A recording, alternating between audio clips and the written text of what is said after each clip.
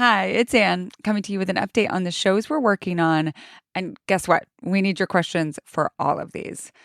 I have regretfully abandoned my dream of a Paul Mescal episode, and we're broadening it out to the general Irishification of pop culture. We have a very special guest for this one, who obviously is Irish, and I cannot wait for it.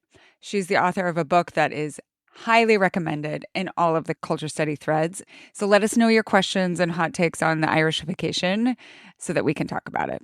We're also recording an episode about contemporary ideas of self-care, how it gets talked about, what gets missed, what you're totally sick of hearing about self-care, especially over the course of the last 4 years. I know you all have lots to say and lots to ask. And we've also got an episode in the works on dad culture, media representation of dads, the chosen identities of dads. Our guest for this is someone who's teaching a class on the history of dad culture going back to the 19th century. So it's going to be amazing. And the last one I want to flag for now is our episode on getting into old movies. This one's with culture study fave Margaret Willison, and we've got some good practical and philosophical questions already, but now we need your requests for recommendations. This is how we're going to do it. You submit your 3 favorite movies released in the last 20-ish years, along with any general likes and dislikes, if you want to add those. And we'll tailor some classic Hollywood recs just for you. Oh, and finally, we need your questions for the Ask Ann Anything segment. Nothing is too big or small. You can ask about, like, how do I find good linens? I mean, we can talk about that. Or you can ask like big philosophical questions. What matters is that there's something that you have been pondering that you need advice on, either from me, the co-host, Melody. We kind of decide who's going to answer the questions based on the questions themselves. And it's one of my favorite parts of the show, but we can't do it unless you submit those questions. As always, all of these questions and ideas for future episodes go to tinyurl.com/culturestudypod. And if you're a paid subscriber, you can find the link to the special submission form in the Substack version of the show notes. Okay, on to the show. What is your primary sense memory of thrifting? I think it's definitely, I would say, touch. I probably started thrifting in the late aughts. I'm a millennial, so I was a teenager, and I just remember going through the racks and touching everything. And that was like such a unique experience because I feel like you don't know what you're going to find. So touching things was like the primary way that something stood out, whether it was like a soft or warm sweater or jeans that felt like really thick denim. That was like a big thing for me for sure. And I still think when I'm thrifting, that's the primary. I mean, you can see some of that by visuals now, especially with the kinds of things that are in thrift stores. But it's still at the end of the day, like I really don't feel like I know what I'm looking for until I touch it.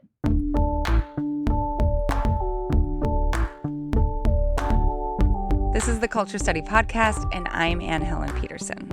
And I'm Kelsey Blamis. I'm a senior reporter with Business Insider. What was your primary thrift store when you were growing up? It was a Goodwill. I grew up in the suburbs of Chicago, and it was a Goodwill 10 minutes from my parents' house. And it was great. Like, I just have such positive memories of always leaving there with something that I loved. And it's just. Mine was Goodwill in my hometown, and then in my college town, there were like 4 thrift stores just like within walking distance in the little downtown that were always filled with wonders. And I think that like for me, a lot of the memory of it was like thick polyesters of like from the 1970s and like things that were probably kind of approximating almost like a Chanel jacket, but like that were at the thrift store. And lots of like muumuus, because when I think about a thrift, like when I was first accessing thrift stores in the 90s, a lot of what was arriving there were clothes from the 80s and the 70s. And then, so you were trying to find something, at least like at a specific point in time for me, when I was like in the mid 90s, you were trying to find stuff like old flannels. First you raided your dad's closet and then you went to Goodwill and you got all the old flannels that were there. Or, like cool 70s style skirts. Or the other thing that we only would wear as jokes would be like 80s prom dresses, which were always in abundance. Oh, yeah. And then when I was in college, I found like one year for a pop stars party, I was Tiffany from the 1980s. And I found like an outfit that I swear would go for $1,000 now. That was like peg-legged trousers with stirrups and suspenders, and then like a pink bodysuit, mock neck, and then a pink Blossom hat, like Blossom, the TV character. Yeah, so I have so many really fond memories of finding everyday clothes, costume clothes, all sorts of things. And I think the reason we want to do this episode is because a lot of people have similar memories and feel that the process of thrifting has changed pretty profoundly over the course of, let's say, like 5-10 years. What do you think? What's the time frame in your mind? Yeah, I would say 10 to 15, maybe it would go back. I think the past 5 years, it's been pretty rapid. Like the popularity of thrifting has increased so much in the past 5 years that it's basically mainstream, especially for Gen Z, but just generally speaking. Yeah. And yeah, I mean, I have the same kind of memories of, a flannel. It's funny you say flannel. Some of the oldest things in my closet are flannels that I've had since I was like 14 that I thrifted. But yeah, it has really changed, and the popularity has exploded is the main thing, but also just the way that what new clothes are on the market has also changed pretty dramatically in the past like 15 to 20 years. So I think it kind of followed that naturally, as far as like the growth of fast fashion specifically. Yeah. A lot of the things that I used to find at thrift stores were actually handmade. Yeah, wow. And that probably has something to do with where I grew up, which was a pretty rural place. But that stuff was made to last, right? Oh, yeah. But I was also always thrilled to find like a Gap sweatshirt for $10 or something like that. Yeah. What are the ways, if we can kind of like put into buckets, the ways that thrifting has become more popular and gotten worse at the same time? Yeah. So I guess it's good to define the difference between thrifting and I guess how you define thrifting. Right. So I think of thrifting as going to this traditional thrift store where people dump like a box full of clothes they're just trying to get rid of. That's like a Goodwill or Salvation Army. Yeah. And then when you go there as a shopper, you kind of are looking through these like really broad categories like women's tops or men's jeans. It's like, okay, what does that mean? It could be anything. It could be anything, any size. But today, a lot of, especially Gen Z, when they say thrifting, they just mean buying something secondhand, which is so interesting to me. Interesting to me. Because it's such a different experience, right? Like I remember being in college and looking for high-waisted vintage Levi's, and that was like such a hunt. You'd go to the thrift store, you'd look through everyone in the rack, you'd try a bunch on, none of them were the perfect fit. It was like difficult. Yep. And now, I can find vintage Levi's online in my size and the exact cut and style I want with just a quick Google search. And I'm paying more than if I found them at the thrift store, but I can find them very easily. So that to me is not thrifting, at least in the traditional sense that I think of it. So I think there has been a huge growth in secondhand and thrifting at thrift stores, absolutely. But part of the reason that thrifting at what I think of traditionally as thrift stores has gotten worse is because of how big the secondhand market has gotten. And that's, sites like Poshmark and ThredUp and Depop and the RealReal. And also just like individuals who are just like selling, not necessarily resellers who are making a business out of it, but they just are like, I don't need these boots anymore. And if I sell them, I'll have money to buy other boots. Yeah. So secondhand generally has gotten huge. And because of that, the traditional thrift store experience has gotten a little bit worse for shoppers. So it's a supply problem in two different ways then, right? Supply because there's less supply because people are going to sell their items at the secondhand market instead of just donating. And then it's supply in terms of the quality of the items that are being donated.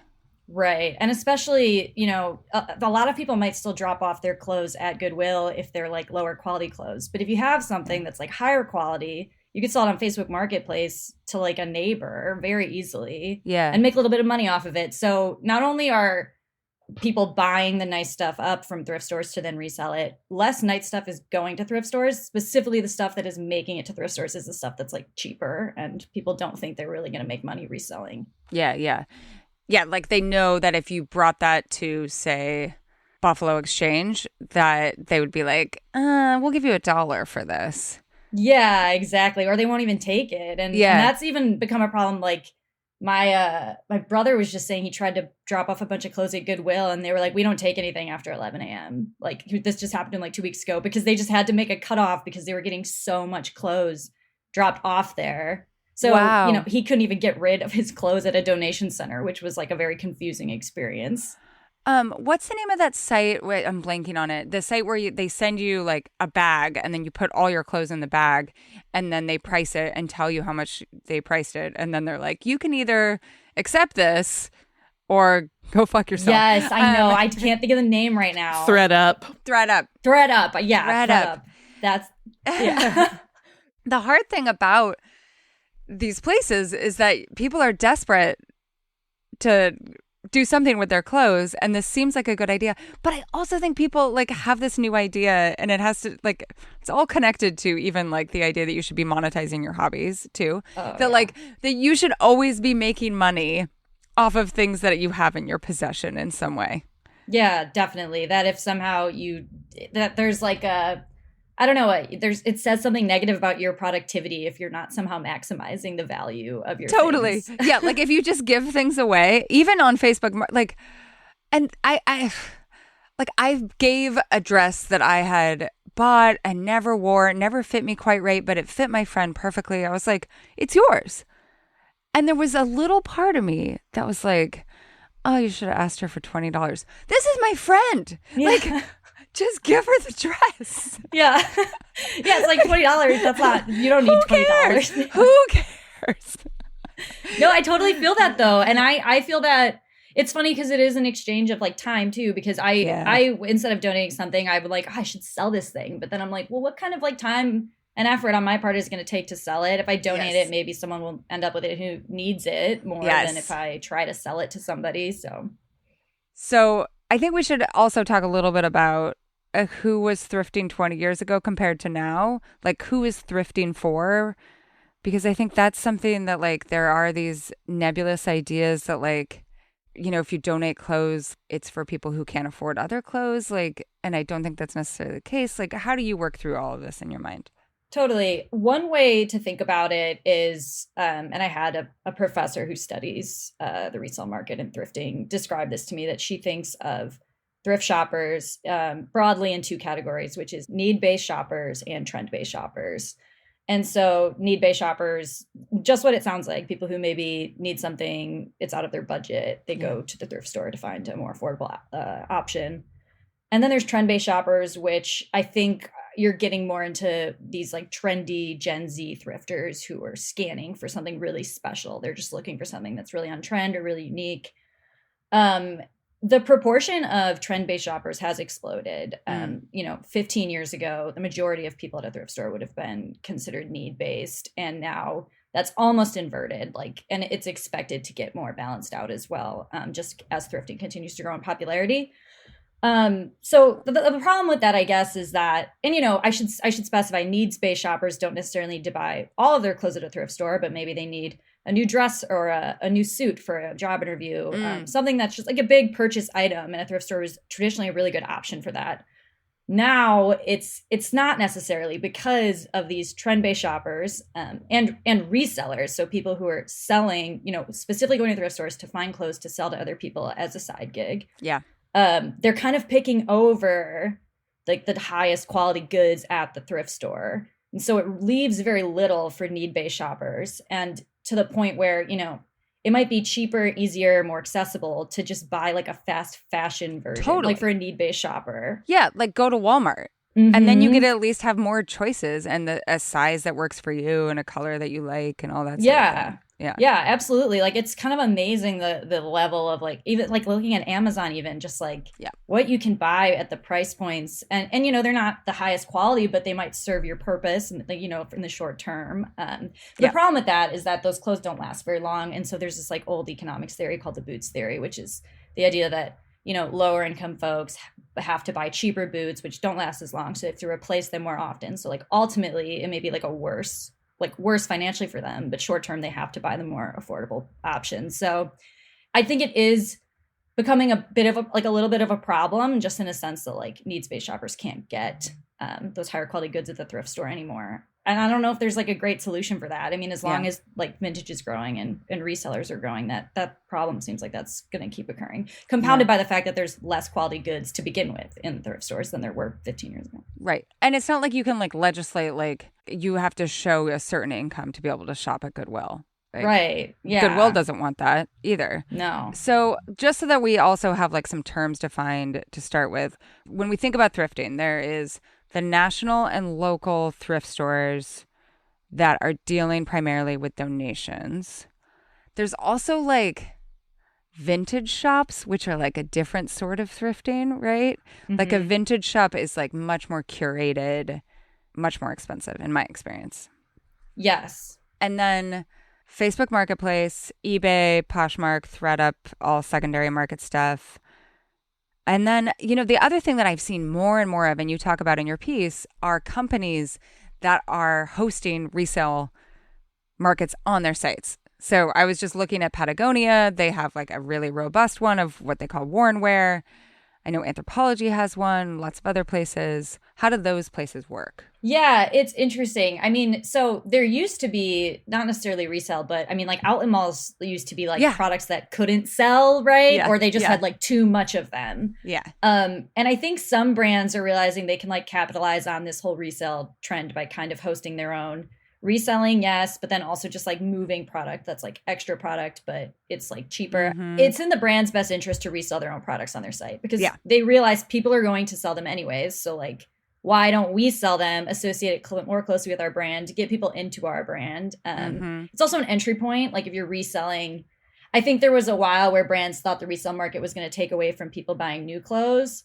And I think what they realize is that maybe someone buys their first item from a more expensive brand on the resale market, but then they're now interested and invested in that brand. So it may make them a customer of the new product in the future as well. So it is in the brand's, in many cases, it is in a brand's best interest to host the resale of their own products on their site, which is interesting. Also allows them to brand themselves as sustainable, which, like, yes, but also it helps make you money. No, absolutely. Like definitely a bonus. And I think like specifically with Patagonia, that obviously feeds so directly into their environmental branding and practices. That's a huge part of it. Yeah. We have to get into the questions now before we answer all the questions just in our discussion. Okay, let's start with some firsthand knowledge from a listener who wants to remain anonymous. Not a question, but I work for one of the big national thrift stores, and it's estimated that 40% of purchases are made by resellers, many of whom do reselling as their main gig. At some locations, it's estimated that the percentage is more like 90%. It's such an interesting microcosm of current late-stage capitalism where overconsumption meets the rolling back of workers' rights, pushing more people to make ends meet through the gig economy. What do you make of this?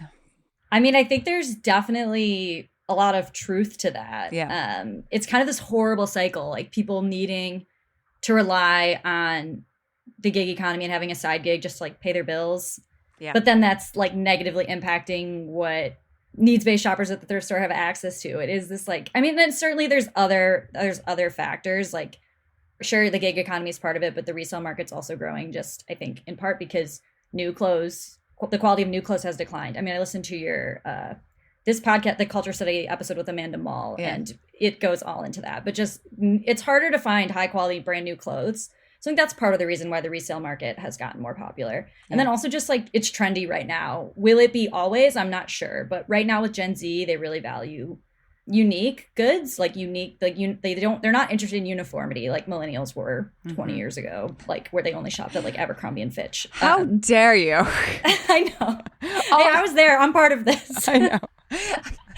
Here I was just desperate for like my Massimo t-shirt and my Umbro shorts, even though I didn't play soccer. Like the absolute obsession with uniformity. How do they like, where do they keep all this stuff? Do they just keep it in their closets? Like what is it? How does a reseller do this? Have you seen people doing it in action? Like, yeah, you know, I haven't like firsthand, but it is a great question. I imagine it's like any other.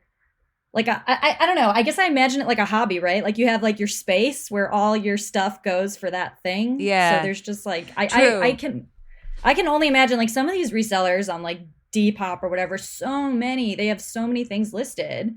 And you're just like, man, they must be, these thrift store trips they're making to find these products are just so in depth and they pick up so many different things. And it's just like a pile of it, a room at their house. Like, I don't know. It's pretty amazing to think about. Are they mostly, do you think, looking for those unique things or are they looking for brands? Because one thing I've noticed with Poshmark in particular is that it's easy to sell something if it's a major brand because people can use that keyword to search that thing. It's much harder to sell something if it's just like a cute top from like a random boutique that has a label that people like don't know that name. Do you know what I mean?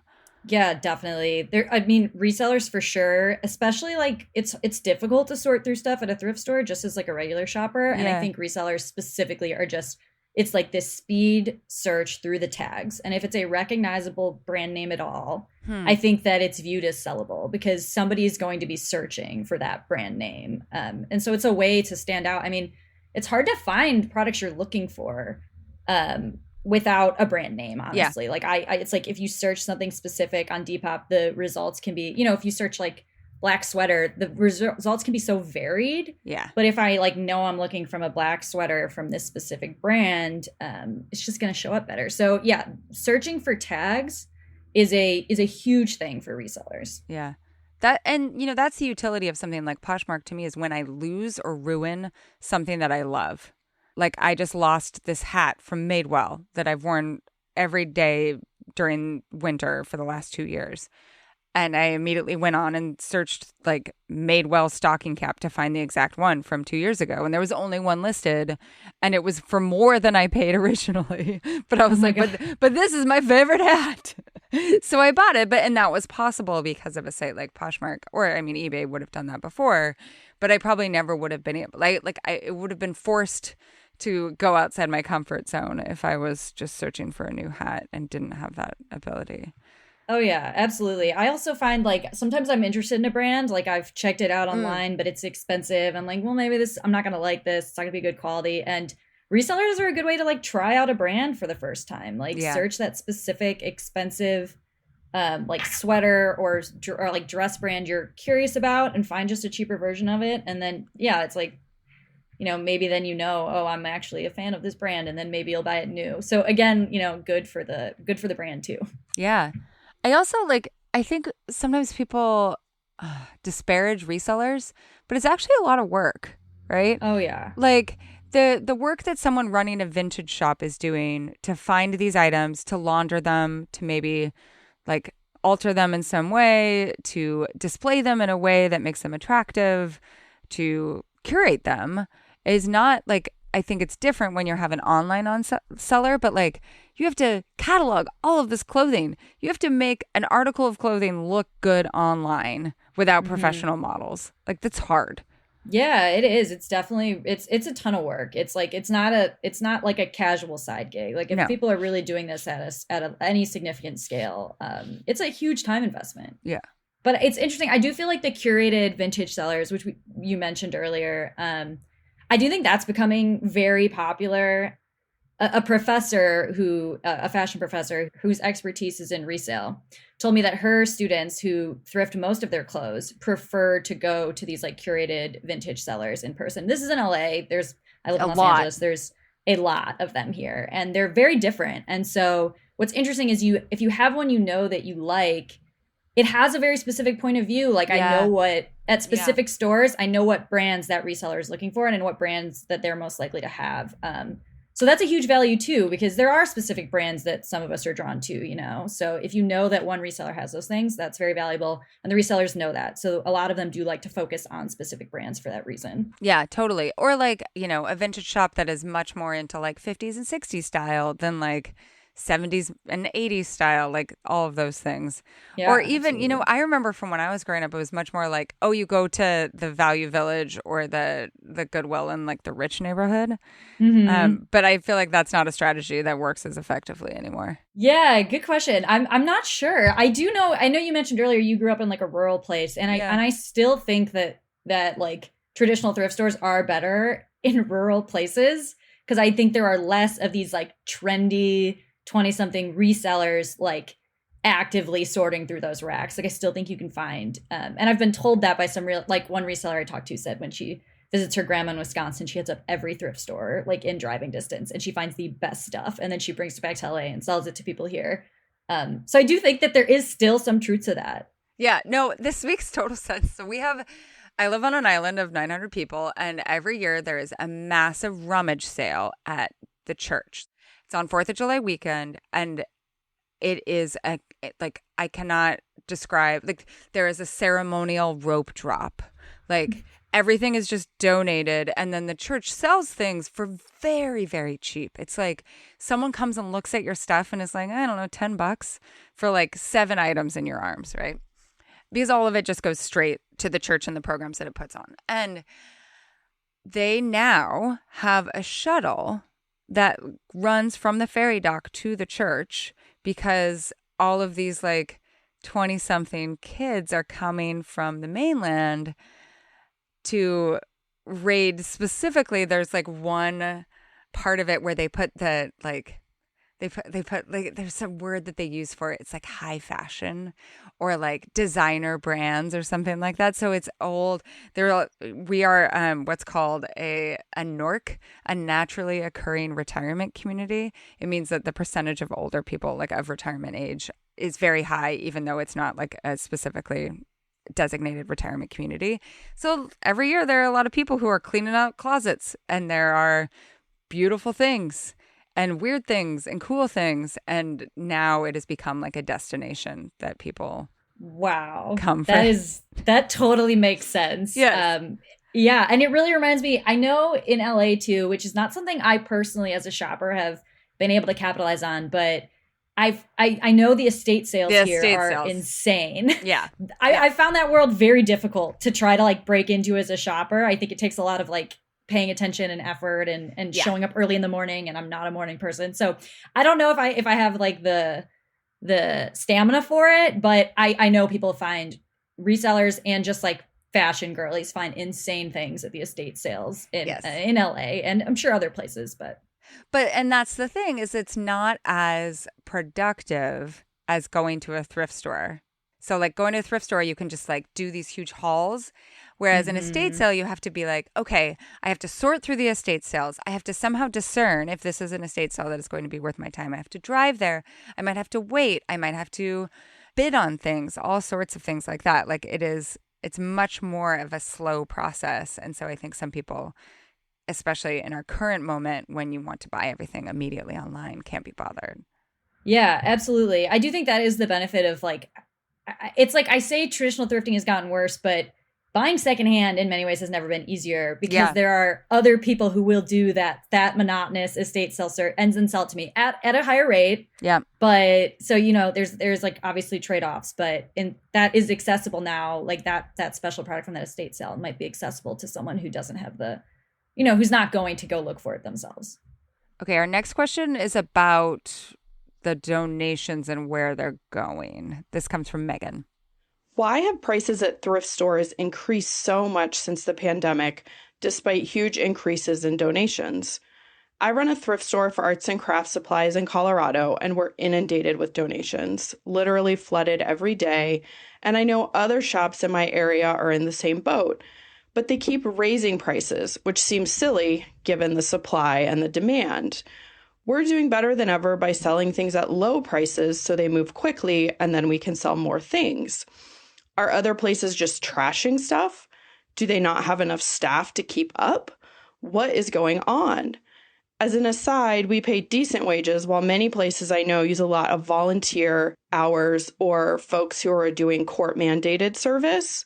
Maybe that's the issue? Paying people to process donations costs more, so it's easier to just dump stuff? What do you think's going on here? I think there's several reasons why prices are going up at thrift stores. The question definitely gets at part of it, which is just that thrift stores need more people to go through the amount of donations that are being dropped off. I mean, you see these like, it's hard to even imagine like how much stuff gets like just dropped off at Goodwills. Clothing, furniture, like there are similar issues going on in the furniture space in this regard. You can see fast fashion hauls on TikTok where they're just trying on all these things that cost literally dollars. And if they don't fit, many people don't take the time to return those items. They drop them off in boxes at thrift stores. And that it requires humans to like look at it. Is this sellable? Where do we put it? Like there is still a human eye that's needed to go through all those donations. So that's one thing. That's one reason why prices are increasing. The other thing is that thrift stores know what they have. They know people will pay. They're definitely getting, just as thrifting has gotten trendier, secondhand has gotten trendier. they know that they have something people will pay a little bit more for. Yep. And they raise the price a little bit. And it's easy to be like critical of that. But at the end of the day, a lot of that stuff is going to be bought by a reseller and sold for significantly more than they're selling it for, even if, they're selling something for $20 that they used to sell for $8. So that is part of it too. They just know the demand is there. And also the other side of it is just like regular rising costs, like rising rent and wages. Like thrift stores have to keep up with that as well. Yeah. And it also matters if they're for profit or nonprofit, right? So like something a lot of people like Value Village here in the Northwest is like a for-profit enterprise, right? So they're going to charge more if they can make more. Yeah. I do think the labor component of this question is something that a lot of people don't think about a ton, which as this question writer points out, a lot of places rely on either volunteer labor or mandated labor or disabled labor, which you pay a whole lot less when you are paying people who are disabled and who are working with the organization through the disability office. And I think there have actually been a lot of lawsuits and a lot of agitation to try and raise that wage because it's incredibly low. But if you want to pay minimum wage in most states, you're going to have to charge more for the items, even if you're getting a large influx of items. So if you need the labor, you have to pay it. Yeah, absolutely. And I think, what makes something expensive is all relative too. Totally. Like I think part of the reason why we think like $20 for a nice sweater is expensive at thrift stores because it used to be cheap. Yeah. And also because there's so many new goods that are cheap. You can buy a sweater for less than that. Yeah. Like in a fast fashion site. So Right. One thing is like if you are clinging to your memory of finding a $5, I don't even think you could get a $5, like an $8 flannel. Now that would be $16, right? Like just the way that money works. Yeah. And then also that flannel is worth more than the $16 flannel that you would get at Old Navy, say. Right. Yeah, absolutely. Like the materials are actually worth more. So some of it is that. And there's just this, like, I think we have such an affliction with, like, obsessive deal mongering.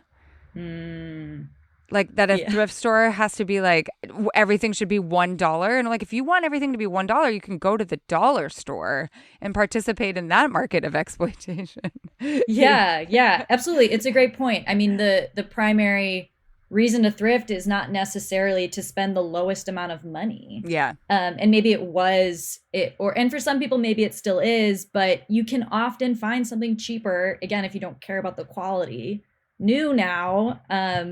But that's maybe not the primary reason to thrift. I mean, there's sustainability reasons, just like higher quality goods, like you said, that you can still find. Yeah. Do you think that what is the pandemic, like what role does that play in terms of like a turning point? Because I've seen a lot of people talk about thrifting pre and post pandemic. Yeah, that's a great question. I think thrifting blew up like right around the time of the pandemic, like the past 5 years, it kind of exploded. I don't know if that's a function of just like economic instability fuels people to think differently about their purchases. Yeah. I don't know if it's like, I'm sure there's different factors at play, but I also think part of it is like the explosive growth of TikTok, because I think there's like a huge thrifting community on TikTok, with Gen Z, and sharing these like hauls and like, look what and it's hard not to watch them. It's like, what did you find at the thrift store? Because you're kind of getting that secondhand high of like when you go to a thrift store and you find something special. I think that's definitely played a role. Totally. I also think it's just kind of notable too for millennials who are looking at Gen Z, like finding clothing that was from our years and thinking of it as vintage. Yeah. Like there are feelings that come along with that, like thinking about a going out top as vintage. The other thing that I was thinking about, and I don't think it has anything to do with the pandemic per se, just that like time passed. A lot of times when I watch Rush Talk videos and post those on my Instagram, people remark to me in the comments or in my DMs how odd it is to see these young women who are obsessed with expensive brand name things. Some things that are like Golden Goose shoes, right? Like, so shoes that cost more than $500 a pair. And then also, I got my jewelry at Amazon. right? Like don't even know which Amazon store because it's probably called like 1922 KKG or something. You know what I mean? Like they don't know what it's called. But then adding in for class or for like some sort of like differentiation, like my grandma's ring. And there's just flattening that I think is difficult to conceive of for us that are older, that like that's not weird to them. It's not weird to have fast fashion and pair it with vintage. Whereas I think like millennials, especially older millennials and Gen X are like, no, your entire identity either needs to be Abercrombie or all grandpa's closet. Like that's, you have to choose one. Yeah. That is fascinating. That is a good point because as much as, you know, thrifting has become very popular, Gen Z also consumes a ton of fast fashion. And even though they cite, you know, part of the reason they thrift is for environmental reasons, but then obviously there are trade-offs. Obviously your spending power when you're young is different. So I think that is part of it. But yeah, the branding obsession, I think a lot of Gen Z is really into brand names, specific brand names, like when they, and maybe that was always the case. But yeah, it does feel like there's this unique mix of like, as long as they have this one brand name item mixed in with everything else, then they're signaling, oh, I'm trendy, I'm with it. But I don't need everything to be like special or expensive. I don't know. Yeah. Well, and then there's also the thing that I think has been around for a long time, which is this idea that like you should always have a new outfit. I think like when I was young, like all I wanted was to like always have a new outfit, and fast fashion facilitates that, but so does thrifting. Just an abundance of clothing in your closet. And you can combine those two in ways that like make you feel like you have an abundant store of clothing to choose from. Whereas now, and I think this happens as you age, for many people, like I want fewer clothes. I want to not choose. I want smaller closet. And so, yeah, I think like one thing that I think we're arriving at is that a lot of our feelings about why thrifting sucks are actually just like developing feelings about clothes. Yeah, that makes sense. Like having more of a particular or more of a specific way that you view clothing and how you acquire clothing and what each individual piece means or doesn't mean. Yeah, or feeling the contradictions too of clothing. Like what it means to want to be on trend versus classical items, but then also like not wanting to spend so much money on clothes, but then not wanting to participate in fast fashion. Like they really just come into conflict in ways that are difficult to unravel. Yeah. Okay, we have a wild card question. I can't wait to see what we come up with as the answer. This comes from Allie, and it's about an experience of in-person shopping. At my local Goodwill outlets, the bins, there are usually 1 to 2 groups of rowdy young men, maybe 18 to 21, who sprint around the store digging through the bins of clothing and goods. They seem to arrive together and they're on a mission. They dominate the space, and they're the first to line up when the workers release new bins. I can't tell what they're looking for, but they pile up their carts high, and I always wonder what they're up to. Is this a part of an online selling network? Do they have a boss? Are they a collective? P.S. I'm also jealous of their sheer strength. Digging through the bins requires muscle. They have clear advantage. The stronger you are, the more you can thrift. Okay. We talked before we recorded that neither of us know the exact answer to this question. We do not know who the hordes of men are. But do you have a working theory? Do you have an idea of who these men could be? Yeah, I think it's possible they're making content, right? That's like what I can. Oh, that's God. like my quickest solution, and I don't know if it's like, look at the crazy thing we found, or like how to take on. I did search a little bit for this, and I didn't find much. So I don't know. I imagine that they're somehow making content about searching through the Goodwill bins, which are like a beast of their own to figure out how to tackle, I think. Yes. I love that when I heard this scenario, I thought, okay, this is how they're making money, when I should have put on my content making brain to think like, oh yes, this is like incredible content for someone, right? Like it could be, I mean, we did this sort of thing like this. We just did it for like parties, right? You're like, find the weirdest thing that you possibly can in the Goodwill bin, right? And then wear it to this party. Like there's so many possibilities, but they could also be reselling. Like they could be finding unique, cool stuff. And then whatever they don't actually use, they just redonate to Goodwill. Right. Yeah, absolutely. They definitely could be reselling and just hoping they're going to get, one thing that's a big, I don't know, a big sell. I don't know. Yeah. And I will say that the people who come to the rummage sale on the island are all dudes. Really? Yeah. Like at least the ones that I've seen like most visibly like sorting through stuff and that sort of thing. Can you tell if they're shopping for themselves or if they're shopping to resell stuff? I mean, they looked cool. They looked like they would wear some of the finds that they got. But then I think also, I love that she notes that like this is an incredibly physical activity. Yeah. So you need like robust, strapping young men in order to get to like the really good stuff to sort through. So yeah, I think it's probably a mix of content and like also just like fucking around with your friends. Like that was something that my friends and I would do. We'd go to the mall or we'd go to the thrift store.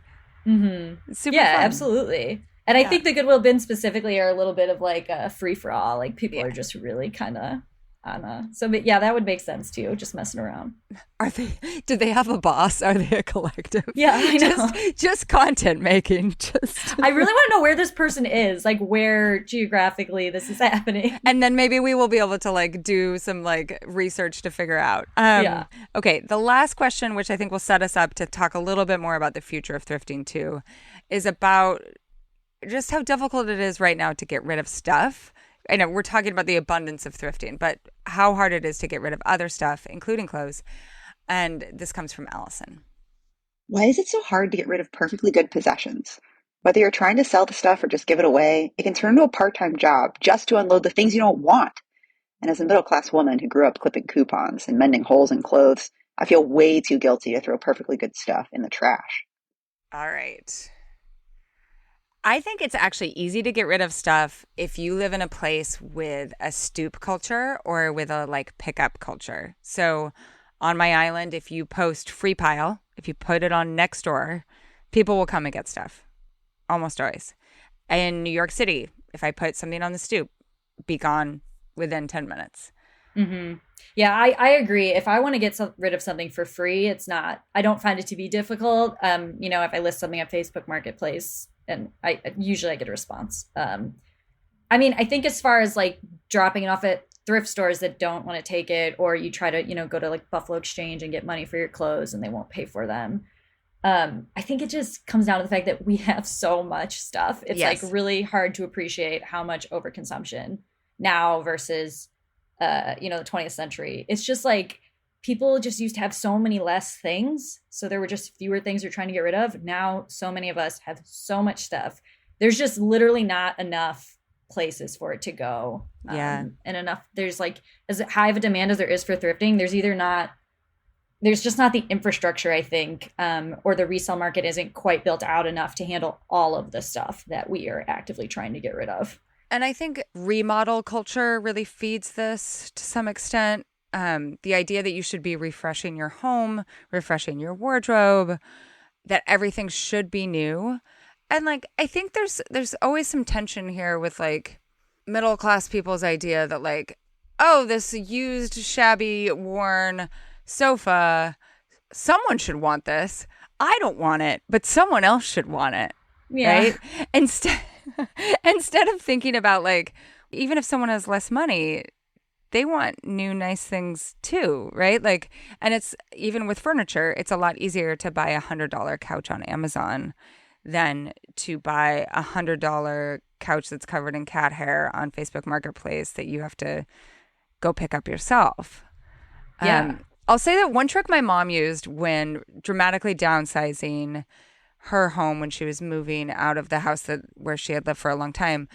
When she listed stuff on Facebook Marketplace, she charged like $5 because if you charge something, it makes the person much more likely to come up and get it. Whereas if she was just saying like, it's free and someone would say, oh, I'll come get it, then they just wouldn't come get it.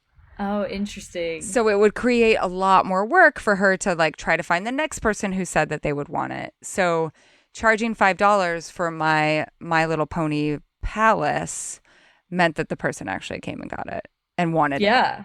Yeah, that totally makes sense. Yeah. I think you mentioned remodel culture. I think that really gets at like just generally just the way that we think it's normal for the objects we buy to have less of a use case in our own lives, time wise. I mean, like, you know, literally, again, I furniture I think is a really relevant comparison where, you know, in the mid 20th century, if you wanted a cabinet, you would like go somewhere and like pick something out or ask for it in your dimensions. It would often get custom made. Yep.